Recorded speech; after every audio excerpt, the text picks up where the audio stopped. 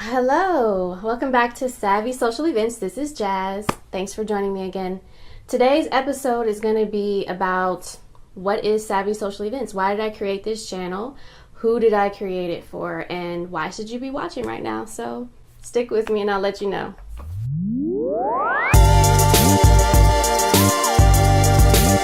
So in order to answer that question, I really have to kind of tell you my story and how this idea came about and what inspired me. And it really happened in 2016. I went to a business empowerment expo event, and it was pegged as going to be, this really great, big, huge, resourceful event. I was really excited about going to this event. The content was amazing. It talked about being an entrepreneur, how to market your business, how to get investors, how to utilize social media, how to build your company to the point where you get staff. It was great content. The speakers were amazing. The event was being held at a large venue in my city. And I had actually held an event there a year before, so I knew what type of space they had, and this was going to be at one of their larger ballrooms. So I'm thinking great content, great speakers, big room. There's going to be tons of people there. So I show up and no one is in the room. It was a huge ballroom. Could have sat maybe 300 to 400 people easily. That's how big this ballroom was. There were 10 vendors, and I would say there was about 40 people in the room. I was really surprised by that.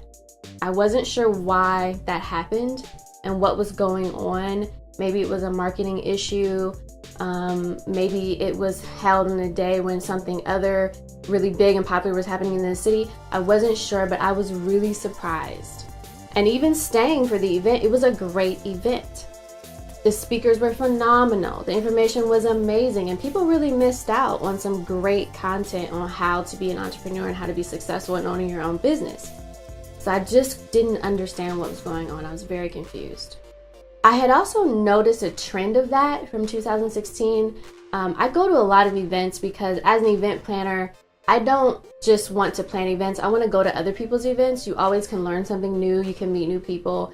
And I also want to pay it forward. If I want people to come to my events, I need to be going to other people's events and supporting them. So I go to a lot of events. So I noticed a trend, and what I noticed was that the audience was getting lower with a lot of the events. Turnout was lower. The content didn't necessarily match how an event was being marketed or promoted. You would think that there would be one type of content or a set of information that you would be able to walk away with, and it didn't really provide that.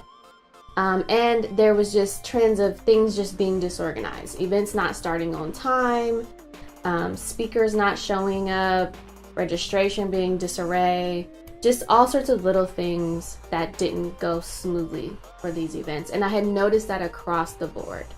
So what that really told me was that there is a need for event planning skills and information to be shared amongst event planners. So that was my first aha moment. So at that same event, I actually ran into a friend of mine. Her name is Alexis Cherie. She has an amazing fashion line of skirts, and now she's doing pillows and head wraps. She's phenomenal. She was one of the vendors at the event, and she came up to me and said, "Hey, how you doing?" We were kind of catching up, and we got to talking, and she asked me if I would help her plan an event. She had this great idea to do a fashion show to debut her new skirt line for girls.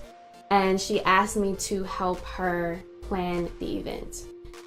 And I thought, that's a great idea. I needed to figure out something to do for the beginning of the year. We could partner on it. She could do fashion, I could do natural hair. It worked out great. But as we were talking, it just occurred to me, I had been thinking, and I realized that a lot of people have been approaching me to help plan their events.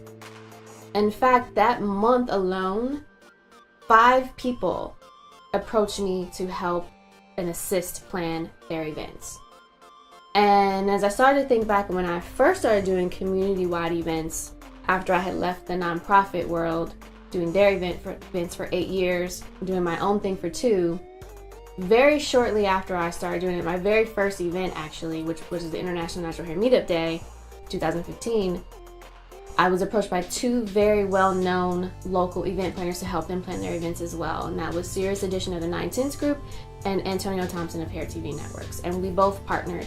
I partnered with both of them on a few events, and it turned out great. And I consistently was getting approached to assist people. Now, this is not to brag or anything like that, because a lot of times when people see that you're doing good, they see that you're getting results, they're gonna wanna work with you. But a lot of those opportunities may not ever turn into anything. So of the 5 people that approached me in that single month, only one of them did I actually work with, and did it actually come to something that we did together. And it's going great so far. But the point is, you want to be seen as the best in your field. You want people to recognize you. You work hard and you want some acknowledgement for that. And it started to occur to me that people were seeing me as a professional event planner. People were seeing me as someone who delivered and who got the job done and was doing it well. Otherwise, they wouldn't have approached me. That was my second aha moment.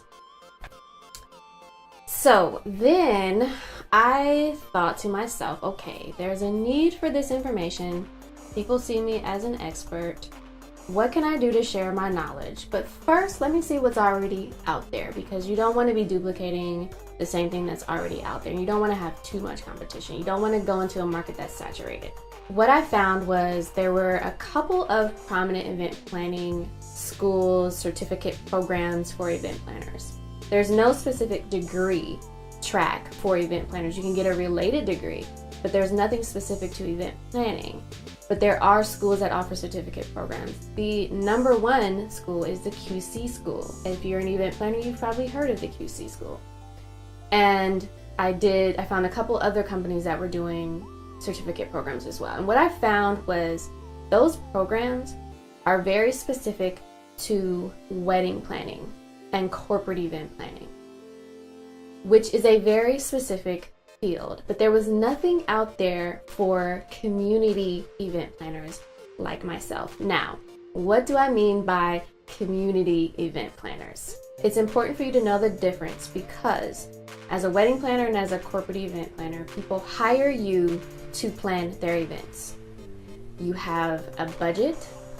You may get paid up front as a wedding planner, but you know how much money you're going to make off of these events, right?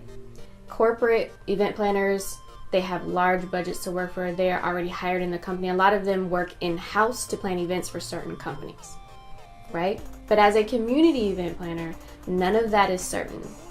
You are planning events on your own. You're planning them for your community. You may not have a budget. You may not know if anyone's gonna buy a ticket to your event, but you're doing it because it's something that you love and you have a passion for it, and you know that it's an important thing for your community. So the key difference between a community event planner and a corporate or wedding planner is that your budget isn't set. You may not know how much you're gonna make. You make your money off of ticket sales, sponsorships, and donations. When you plan an event, you may not know how much money you're gonna make off of it. You may not have a budget. The methods that you use to plan your events are going to be very different, because your goal and your purpose is going to be very different. So when I first started planning events for my community, I did them through the Columbus Naturalistas, and I had no budget.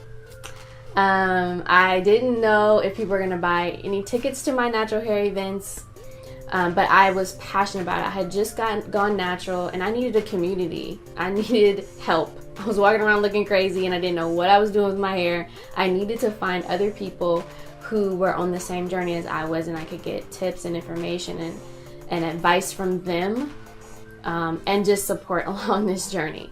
I worked hard. I figured out some really good methods that really worked for community event planning, and to plan them well, and to market them well, and to make a profit. So realizing that there wasn't a lot out there for community event planners like myself was my third aha moment. So I really created this channel after learning 3 things. 1, that there was a clear need for information for community event planners like myself, people who didn't have a large budget from a corporation, people who didn't have a large contact list, and people who just had a passion for what they wanted to plan and maybe didn't have the most effective ways of doing it, or were just learning as they went along. So I wanted to kind of take the guesswork out of that and just share with you the things that I've learned over the years.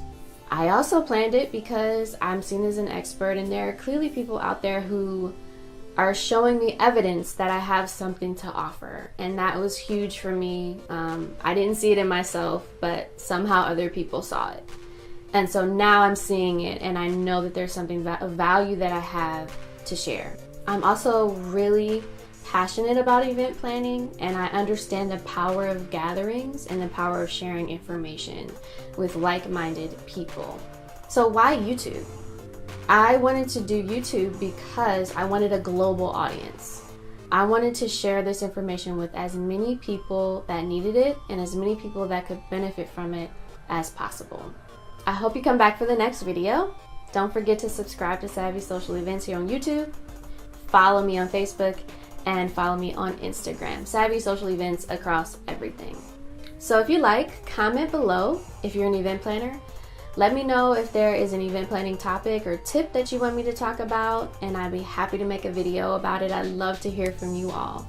And I will see you in the next video.